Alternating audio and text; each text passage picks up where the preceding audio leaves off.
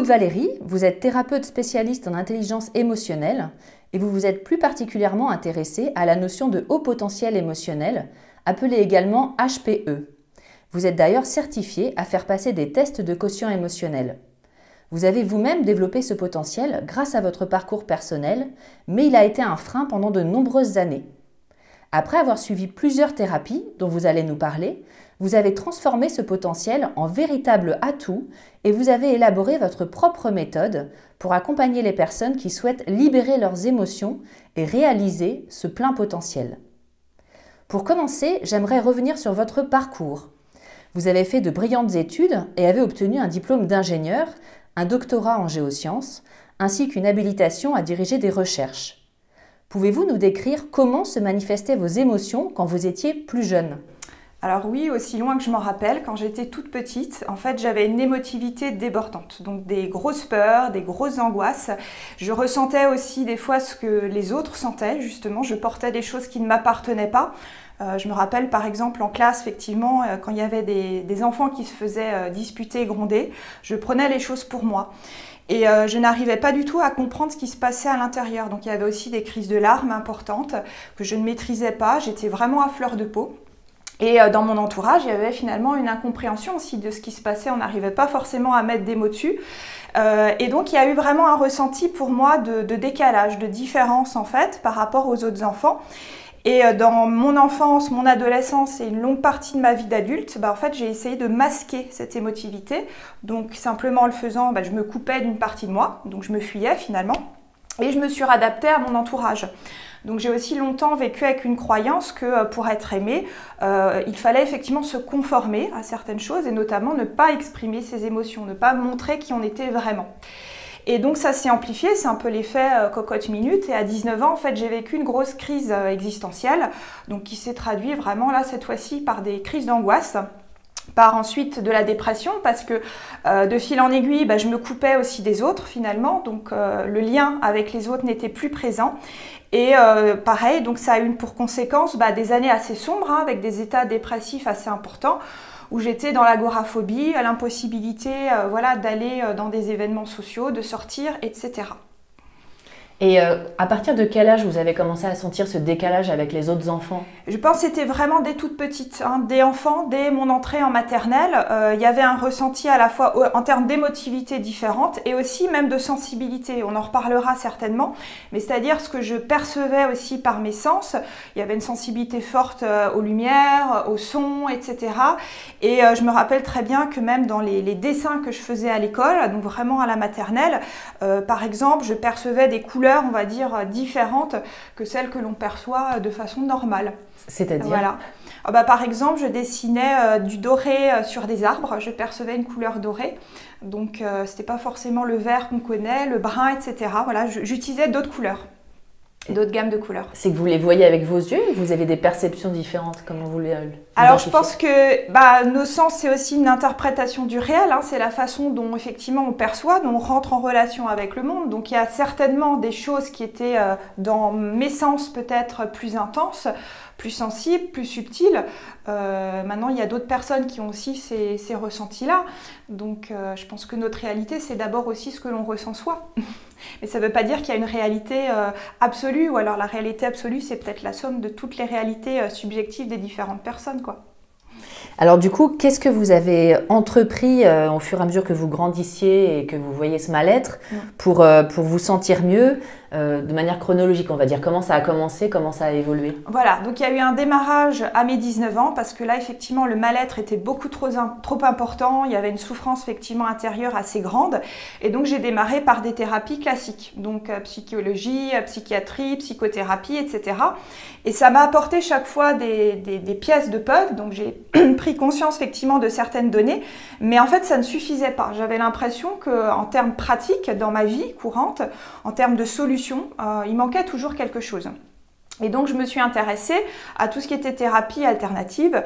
Et donc là, j'ai expérimenté vraiment différentes approches. Donc, j'ai démarré notamment par des thérapies par le corps, prendre conscience de soi par le corps avec des techniques de yoga, par exemple le yoga tibétain. J'ai également vu ce que c'était que le ressenti par la sophrologie, donc vraiment de rentrer, de voyager à l'intérieur de son corps. Et puis, il y a eu d'autres approches dans les danses, par exemple, la danse contact impro, qui justement permet aussi de recontacter l'autre et de rentrer en relation avec l'autre dans un point de contact. Et ensuite, pour moi, je pense dans mon parcours, vraiment la pièce maîtresse qui a été un petit peu comme si toutes ces pièces de puzzle se rassemblaient, c'était la découverte de l'énergétique. Donc quand je suis arrivée en fait en Bretagne, j'ai rencontré le Reiki notamment, donc qui m'a vraiment fait énormément de bien en termes de ressenti physique et émotionnel. Et ensuite, moi, j'ai continué à me former puisque finalement, ça me correspondait. Donc effectivement, j'ai suivi tout le parcours à ce niveau-là. Et puis, j'ai expérimenté d'autres outils après basés sur l'énergétique aussi parce que j'avais cette curiosité de savoir si ce phénomène-là, étant scientifique aussi en parallèle, on pouvait le reproduire avec d'autres approches et d'autres visions. Comment ça a agi sur vous? Comment vous avez senti l'évolution de ces thérapies et de ces techniques sur vous et sur votre quotidien? En fait, c'est comme si je me permettais d'être qui j'étais. C'est-à-dire que ça m'a permis de basculer au-delà des conditionnements, des filtres, des croyances et de me reconnecter à une partie de moi. Alors, suivant les personnes, on peut appeler ça le soi, l'être profond, notre petite voix intérieure, notre sagesse intérieure, mais finalement quelque chose qui sait ce qui est juste en fait pour nous et qui est réellement nous. Voilà. Alors, qu'est-ce qui a fait que vous avez souhaité quitter votre travail de directrice de la recherche dans une école d'ingénieurs pour devenir vous-même thérapeute, entre guillemets thérapeute ou coach? Quel a été le déclic? À quel moment vous vous êtes dit, c'est plus possible maintenant, il faut que je le fasse? Pareil, c'est un cheminement. Donc, il y a eu plusieurs étapes et plusieurs choses. D'une part, mieux j'allais, mieux je me sentais finalement sur mon chemin de guérison émotionnelle, plus j'avais envie de le partager.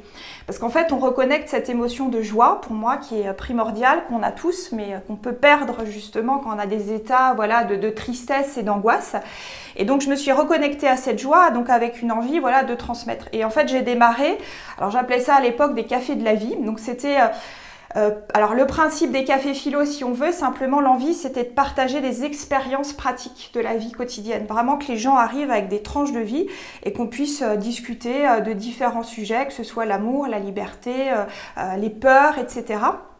Et donc de cela, effectivement, il y a des personnes qui ont commencé à me demander en individuel d'aller un petit peu plus loin, de les accompagner sur leurs questionnements, ce qu'ils vivaient, etc. Donc ça, c'était une première chose. La deuxième chose, c'est que donc dans ma carrière scientifique, moi je travaillais sur le domaine de l'environnement et de la dépollution de l'eau. Et donc dans l'équipe de recherche dans laquelle j'étais, on était amené à développer des procédés de plus en plus sophistiqués pour traiter l'eau par rapport à la pollution. Sauf que j'avais vraiment l'impression qu'on était en bout de chaîne. C'est-à-dire les technologies qu'on développait effectivement étaient très poussées, mais que finalement l'origine des pollutions, c'était dans le comportement humain. Donc il y a eu une envie de remonter en fait à la source et en fait finalement de passer du domaine de l'écologie environnementale au domaine de l'écologie peut-être on va dire spirituelle au sens large. On va travailler sur l'humain, sur ses pensées, sur ses croyances limitantes, sur ses conditionnements finalement. Et donc finalement la transition, après moi je suis passionnée par tout ce qui est transition des consciences et la façon justement dont on peut revoir sa vie, revisiter son histoire. Et donc j'ai vraiment eu envie de passer le cap et d'aller de l'autre côté, on va dire, du côté plutôt humain. Alors aujourd'hui, vous accompagnez les personnes qui, comme vous, souhaitent libérer et vivre leur potentiel émotionnel, mais qui le vivent mal. Est-ce que vous pouvez tout d'abord nous décrire ce qu'est une personne HPE, parce que au potentiel émotionnel, parce qu'on entend tout et n'importe quoi. Vous qui l'avez été, expliquez-nous. Voilà. Alors je vais répondre en fait déjà dans le cadre que l'on connaît actuellement. Donc effectivement, ce n'est pas reconnu, il n'y a pas de consensus en termes de psychologie. Donc ce que je vais donner comme éclairage, c'est une vérité qui n'est pas en soi absolue. Déjà, je tiens à le préciser. Alors pour monter là aussi à l'origine, donc le terme, il date des années 2012 et donc c'est une psychanalyste qui s'appelle Raymonde Hazan qui a travaillé, qui a fait une thèse en fait là-dessus et qui a considéré que dans les hauts potentiels, il y avait un petit peu de famille. Alors cette notion de haut potentiel, actuellement, elle est vraiment relative à la notion de quotient intellectuel. Donc on parle classiquement des HPI, le côté haut potentiel intellectuel, quand le score dépasse un certain nombre par rapport à ce score de quotient intellectuel. Mais pour elle, il y avait deux fonctionnements différents, c'est-à-dire il y avait plutôt les personnes qui étaient dans le côté très intellectuel, logique, raisonnement. Donc elle qualifie ça d'intelligence froide, plutôt masculine, et le côté haut potentiel qui est plus dans l'intuitivité, la créativité, qui est plutôt l'intelligence qu'elle qualifie chaude, plutôt féminine. Donc ça, c'est déjà une première chose. Moi, dans ma vision, quand je parle de potentiel émotionnel, je rattache ça à la notion de compétence de l'intelligence émotionnelle. Alors là aussi, il y a beaucoup de débats. Est-ce que vraiment l'intelligence émotionnelle, c'est une autre forme d'intelligence, ou est-ce que c'est déjà une fonction cognitive qu'on a qui fait partie d'une intelligence générale ? Bref, je pense que le débat est ouvert à ce niveau-là et qu'il y a beaucoup d'études en recherche qui sont faites. Mais voilà, si on regarde un petit peu ce que l'on sait de l'intelligence émotionnelle, en fait, ça passe par trois facultés. Faculté d'arriver à identifier ses émotions. Donc c'est ce que je disais, moi, ma problématique de départ, c'était ne pas savoir ce qui me traversait. Et souvent, c'est vraiment un mélange, une soupe émotionnelle, on ne sait pas du tout ce qui nous arrive, ce qui se passe. Deuxième faculté, c'est arriver en fait à transposer cette identification des émotions en compréhension. Pourquoi ça vient me toucher? Qu'est-ce qui réagit à l'intérieur de moi? Et la troisième faculté, ça va être d'arriver de transposer cette finalement compréhension en compétence. C'est-à-dire comment je peux m'en servir pour agir. À la fois pour moi de façon juste, mais aussi pour interagir, en prenant en compte mon individualité, mais aussi celle des autres, et donc finalement d'avoir une dimension collective. Après, dans cette intelligence émotionnelle, donc il y a beaucoup de personnes qui ont travaillé, et notamment le docteur Reuven Baron, donc la méthode auquel je suis formée effectivement vient de ce psychologue. Donc en fait, on a une roue de compétences de l'intelligence émotionnelle. On va avoir 5 familles en fait de compétences de l'intelligence émotionnelle. Chacune de ces familles, on va avoir 3 indicateurs. Donc en fait, quand on va passer les fameux tests de quotient émotionnel, on va avoir des scores dans ces différents indicateurs. Ce qui est important justement, c'est que c'est une roue. Donc c'est un processus qui n'est pas linéaire. En fait, on va voir que dans ces familles, on a déjà la famille de perception de soi, justement, donc la conscience de soi, qui va nous permettre ensuite de nous exprimer, parce que la façon dont on se perçoit, on va s'exprimer de telle et telle façon. Ce qui va nous permettre de rentrer en relation avec les autres, donc on a la famille plutôt relation humaine, ce qui va nous permettre aussi de prendre des décisions et enfin de mieux gérer notre stress. Donc c'est à peu près ça, voilà, le panel de compétences qu'on a. Ensuite, donc on pourrait dire que dans ces familles, on peut avoir des scores plus hauts que les valeurs moyennes considérées actuellement pour la population. C'est là où on peut parler effectivement de haut potentiel par rapport à une compétence de l'intelligence émotionnelle. Maintenant, le score en soi, dans l'absolu, ne veut pas forcément dire grand-chose.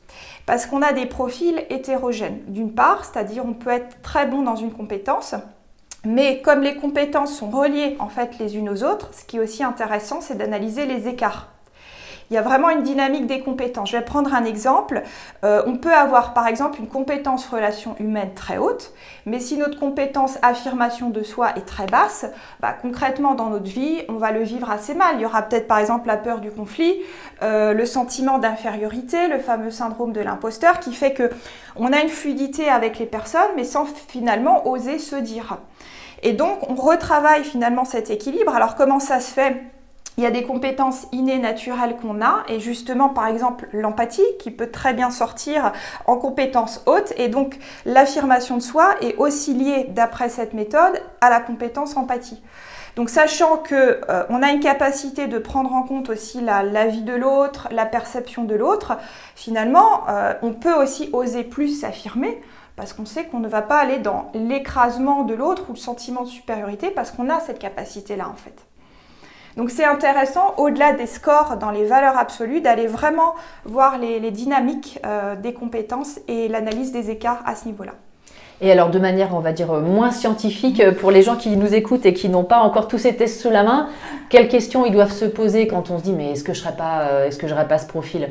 C'est quoi les grands traits de caractère, on va dire?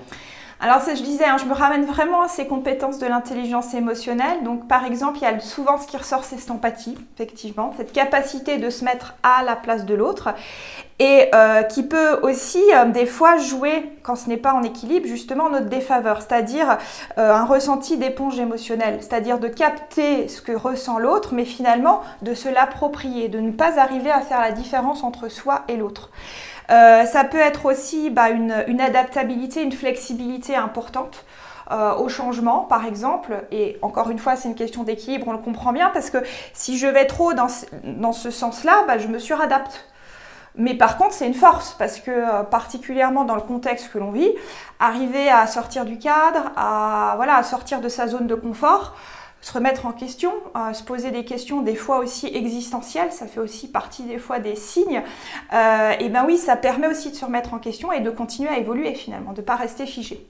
Mais après, il y a plein d'expressions possibles en fait, hein. Donc encore une fois, je ne vais pas forcément donner de portrait type, parce qu'aussi c'est cette ouverture qui va peut-être aux personnes permettre de se reconnaître à un moment donné, mais de ne pas rester enfermé, figé dans cette étiquette en fait. Alors pour rentrer justement dans le vif du sujet, comment est-ce que vous accompagnez ces personnes? Quels sont les outils que vous avez développés et qui fonctionnent? Oui, alors voilà, il y a une différence entre avoir des potentiels et se réaliser. C'est-à-dire que déjà, il y a plein de filtres, plein de conditionnements qu'on peut se mettre dans notre vision, dans notre perception que l'on a de soi.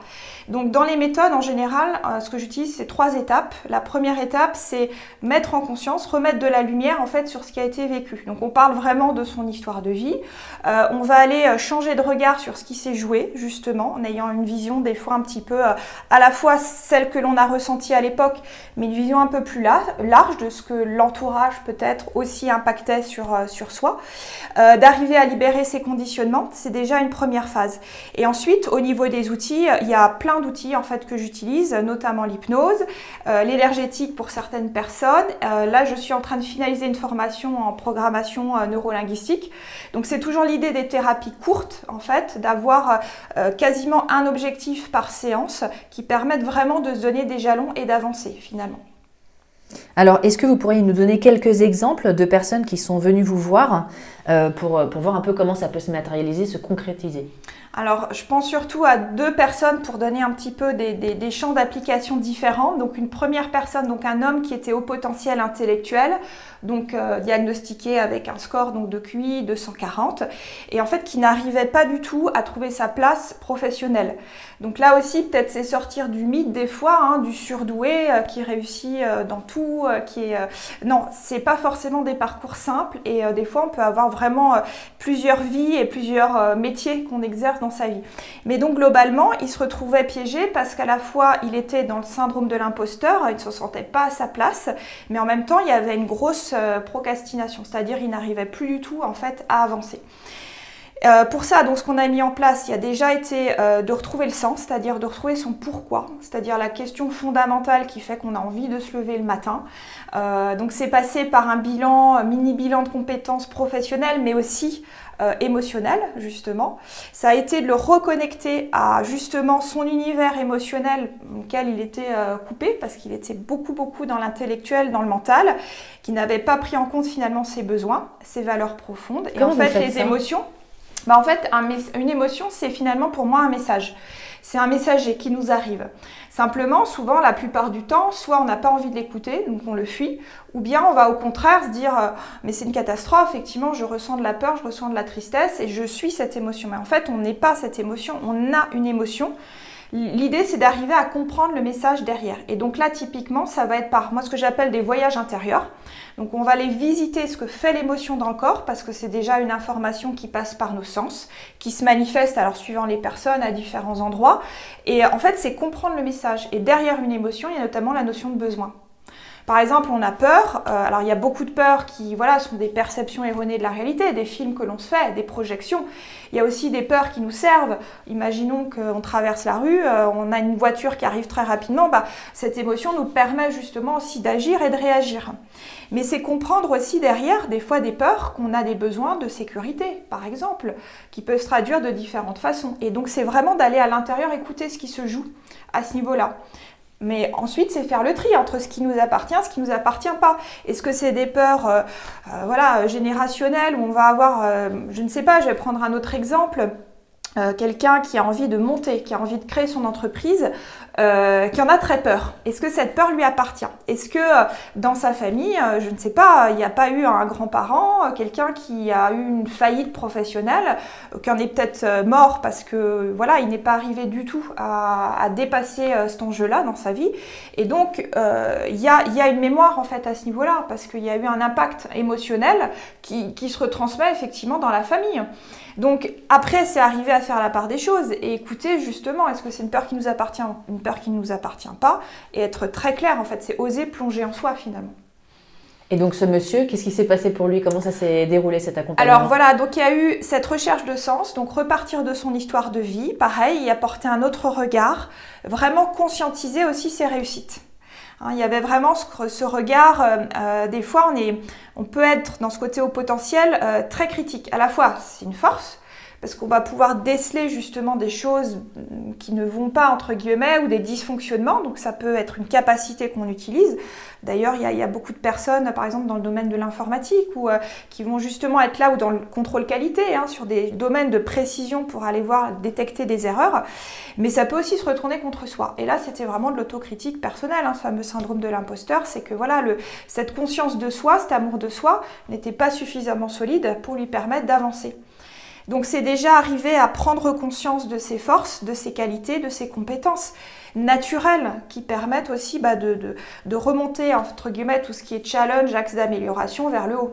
Je n'appelle pas ça faiblesse parce que pour moi tout est voilà, on peut aussi l'intelligence émotionnelle n'est pas innée. En fait, on peut vraiment l'apprendre et l'acquérir petit à petit.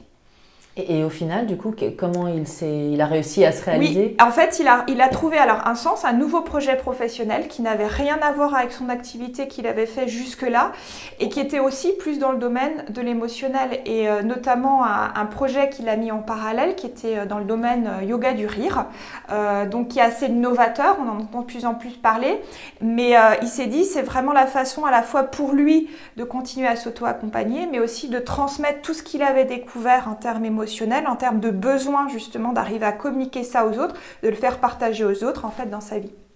En fait, si je comprends bien, ce que vous avez fait avec ce monsieur et avec vos autres patients, c'est les reconnecter à eux-mêmes. Oui. Et là où ils se sont perdus il y a très très longtemps, quelque part. C'est ça. Pour moi, en fait, la personne, elle a toutes les clés, elle a toutes les ressources.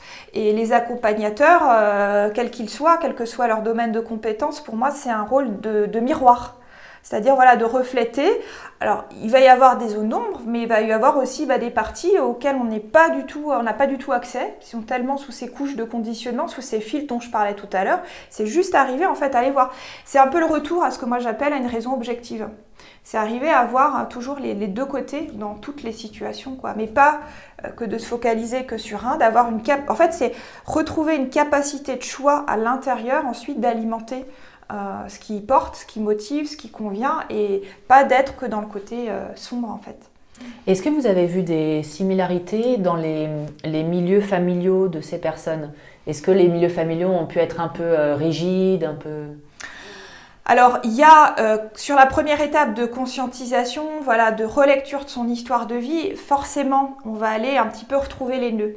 Maintenant, des similitudes, je crois que en fait, c'est très subjectif parce que déjà, même un trauma, je vais prendre un exemple, il y a des personnes qui viennent me voir en disant « Moi, dans ma vie, dans mon enfance, tout allait bien, il n'y avait pas de soucis, voilà, j'étais aimée, j'étais désirée. » Puis on va creuser un petit peu, on va se rendre compte finalement justement qu'il y a eu des mots, des fois des phrases, des paroles en fait qui sont rentrées dans l'inconscient des personnes, qu'elles prennent pour vérité absolue, mais qui jouent finalement leur défaveur. Donc c'est pas forcément la notion de trauma, je pense qu'elle est très relative et c'est encore une fois une question de conscience. Est-ce qu'on en est conscient ou pas? Et sans voilà, grossir le trait, mais oui, on sait très bien qu'il y a une partie aussi dans ce que j'ai pu regarder en termes de neurosciences et d'études scientifiques qui vient de notre génétique, donc qui vient voilà, de ce qu'on porte, je dirais, de façon innée. Et puis il y a une autre partie qui vient de notre histoire de vie, de la façon justement dont on prend les choses. Et je ne sais plus qui disait, mais en fait que l'expérience n'est pas ce qui nous arrive, mais c'est ce qu'on en fait. Et je pense que ça se joue là. Et en fait, quand on a ces mémoires, ces charges émotionnelles qui restent, c'est parce qu'en fait, justement, on fige la situation. Quelque chose qui passe pas, qui reste bloqué. Et c'est arrivé justement à retrouver se laisser faire, hein, finalement, laisser la vie nous traverser plutôt que vouloir aussi la traverser. Et puis c'est sûr que c'est compliqué de soi-même à réussir à avoir un recul objectif, entre guillemets, puisqu'on est le propre cobaye, entre guillemets. Oui. En fait, des fois, on s'approprie tellement ce personnage que l'on joue. Derrière toutes ces blessures, hein, on a beaucoup de masques en fait que l'on porte, qui nous servent hein, finalement, parce que sans cela, des fois, il y a des choses tellement importantes, tellement émotionnellement dures à vivre, que pour survivre, on est obligé hein, des fois de porter ça. Mais ensuite, c'est juste arriver à les voir. Et c'est là, des fois, ce pas de plus, où effectivement, on a besoin des fois de ce regard extérieur. On va être plus objectif, on va dire, ok, j'arrive effectivement à voir un peu tous les masques que je joue, et ensuite, je peux continuer d'en jouer, mais ce sera plus pareil, parce que j'en serai conscient. Et donc, on n'est plus dans ce je prends les choses au pied de la lettre, je réagis, mais en fait, je suis plus à prendre du recul, la distance, et ensuite à agir de façon beaucoup plus libre finalement. Est-ce que pour les personnes qui nous regardent, vous avez des outils qu'on peut utiliser soi-même chez soi pour commencer déjà un petit peu à travailler, être un peu plus libre si possible? Ouais. Je pense que la première compétence, c'est la conscience de soi. Donc c'est arrivé, si ça résonne et si on a envie de jouer le jeu, c'est déjà à s'observer. C'est un peu se prendre comme un sujet d'étude. Et des fois, ce que je conseille, c'est imaginer par exemple qu'il y a une caméra dans la pièce où on va juste essayer, quand on est en lien avec quelqu'un, et notamment quand on est fortement irrité ou qu'on se sent agressé, de se dire ok, je me vois moi agir, je vois l'autre personne agir, qu'est-ce qui se passe? Ça permet des fois de prendre du recul, prendre la distance. Et après, c'est ne pas alimenter les pensées qui nous desservent. Parce qu'elles vont arriver, mais à un moment, on a le choix de continuer à mettre de l'huile sur le feu. Et on sait très bien que c'est un mécanisme des fois sans fin, hein, qui nous piège, qui nous plombe. On va vraiment se sentir émotionnellement dans des états d'angoisse, de tristesse, etc. Et ça peut durer très longtemps. C'est vraiment quand on arrive à le voir, c'est là aussi on va pouvoir stopper en fait ce mécanisme-là. Donc ça, c'est la première chose. L'autre chose, c'est retour vers cette raison objective, c'est par exemple d'aller voir, par exemple derrière les peurs, quel est le désir. Parce que pareil, pour moi, il y a vraiment ce double jeu, cette double face de la médaille. Par exemple, quelqu'un qui a très peur, qui dit qu'il a très peur finalement de ne plus aimer, parce qu'il a eu une grosse déception sentimentale, en fait le désir derrière, c'est qu'il a envie de retrouver une relation amoureuse. Et donc se focaliser sur ce désir, ça permet aussi d'avoir une autre vision de ce qu'on a l'impression de vivre comme une fatalité. Et de se dire, je choisis de l'alimenter, le désir, plutôt que la peur. Mais comment alimenter le désir sans déclencher la peur qui est corrélée du coup? Moi, dans l'accueil émotionnel, dans ma vision des choses, ce n'est pas en fait ne plus vivre de peur. Ce n'est pas ne plus vivre de tristesse, parce qu'en fait, nos émotions font notre humanité. Mais ça va être d'avancer avec, ne pas les laisser prendre toute la place. Et pour ça, c'est une façon, pour moi, qui est simple et naturelle, c'est d'entendre le message derrière. À partir du moment où cette information a délivré son message, elle ne va pas continuer à frapper derrière la porte et à augmenter. C'est là en fait où le pic émotionnel continue de grandir, parce qu'on n'arrive pas à se laisser traverser par. Mais ça ne veut pas dire ne plus avoir d'émotions. Mais quand on en a, c'est se dire, je vais chercher qu'est-ce qui est derrière ça en fait, qu'est-ce qui est connecté à ça, qu'est-ce qui peut m'aider en fait, et bien voir qu'il y a toujours pour moi les deux côtés en tout. On a toujours cette double polarité, quoi, en fait. Mais plus on essaie de s'arracher, en fait, quelque chose, je pense que plus ça peut renforcer et finalement nous poursuivre. Oui, je comprends. Est-ce que vous auriez un premier conseil à donner aux personnes qui, justement, sont débordées par leurs émotions? Quelque chose d'assez simple? Ça va être d'accueillir. Alors, accueillir, c'est un vaste mot. Voilà. En fait, d'accueillir ce qui est. C'est-à-dire, encore une fois, c'est cultiver la présence à soi. Donc s'autoriser par exemple aussi à faire des pauses, mais pas forcément pour se dire d'aller dans un vide, mais tout simplement prendre conscience de tout ce qui nous traverse. En fait, ça va être le premier pas. Ensuite, s'en libérer, etc. Ça c'est une deuxième étape. Mais déjà, voilà, prendre conscience de qui l'on est dans son entièreté, arriver à retrouver cette souveraineté, ensuite de se dire, je continue ou je continue pas d'alimenter. Mais il y a bien quelque chose en moi qui est de ma responsabilité, c'est d'aller retrouver ces ressources. en fait. Donc ne pas bloquer en fait. C'est ça, c'est ça. Et dans les techniques que je peux utiliser par le corps, c'est ce qu'on va faire aussi. C'est-à-dire que si l'émotion, elle n'a pas envie de partir, ben on va la laisser. Et au contraire, on va se dire, ok, bah écoute, je t'accueille tel que tu es, même si c'est pas confortable, même si mentalement je préférais que tu ne sois pas là. Et en faisant ça, c'est là où on crée justement une ouverture qui permet que l'émotion se transforme et évolue. Et des fois dans le corps, voilà, très nettement, en laissant ça se faire de façon très naturelle, bah en fait ça se transforme. Ouais, les émotions sont vraiment des boussoles en fait. Oui, c'est ça. Pour moi, c'est ce qui nous permet de nous connecter à notre réalité intérieure, donc notamment nos besoins, et ensuite de rentrer en relation avec les autres, puisque quand on se connaît mieux, quand on connaît mieux justement ces jeux, ces masques, ce personnage, bah on va aussi mieux comprendre et voir ce qui se passe en fait chez les autres, ce qui permet qu'on ne va pas être en réactivité, mais qu'on va être dans l'action. Pour moi, c'est deux choses différentes. Quand on est dans la réaction, souvent, c'est qu'il y a en nous une part qui est blessée, qui va justement, on appuie sur ce qui fait mal, qui va vouloir justement directement compenser. Alors qu'en prenant justement cette distance par rapport à ce qui est, en se comprenant, en se disant ok, je comprends bien le mécanisme, le schéma là que j'active, que des fois je porte depuis très longtemps et qu'il y a comme par hasard souvent des récurrences. En fait, ces récurrences pour moi, c'est pas pour rentrer dans un côté martyr, c'est au contraire permettre de voir en fait ce mécanisme et de nous en libérer. Donc encore une fois, je pense que la vie, elle nous veut du bien, même si des fois c'est inconfortable. Et pourquoi vous avez mis le corps au centre de votre pratique? Qu'est-ce qui vous, dans votre expérience, vous a fait prendre conscience que le corps est essentiel? Parce que c'est notre première voie d'entrée au niveau des émotions. L'émotion, ça passe par nos sens. C'est déjà, pour moi, une émotion, c'est un état affectif qui nous traverse, mais qui passe par des sensations agréables ou désagréables.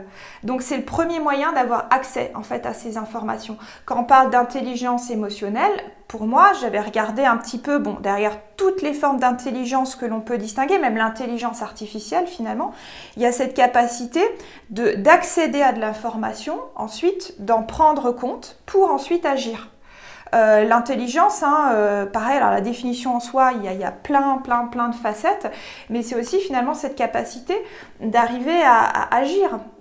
Des fois à inventer quelque chose de nouveau, pas toujours, mais des fois c'est vraiment à être dans l'action, à être dans le mouvement. Et le mouvement, ça passe aussi finalement par les sens, par nos perceptions, par le corps. Et le corps a aussi, dans ses besoins physiologiques, besoin de ce mouvement, de rétablir le mouvement pour que toutes ces charges, toutes ces données circulent finalement, qu'il n'y ait pas de nœuds, de blocage, de crispation, quoi. Alors ce qui est super, c'est que vous avez un site internet et vous avez créé un test en ligne, donc pour tous les gens qui voudraient en savoir un peu plus. Oui. Est-ce que vous pouvez nous décrire un peu ce test et nous expliquer où est-ce qu'on le trouve? Tout à fait. Donc en fait sur mon site, donc www.lesateliers-d'Aude-Valérie.fr, il y a un onglet qui s'appelle Actualité HP, donc pour haut potentiel, où je poste régulièrement donc des articles sur différentes thématiques. Et donc là effectivement sur le mois de mars, c'est un auto-bilan émotionnel. Donc on a justement toutes ces familles, toutes ces catégories, tous ces indicateurs dont j'ai parlé tout à l'heure, et on peut effectivement s'auto-évaluer, voir un petit peu déjà ses forces dans une première lecture.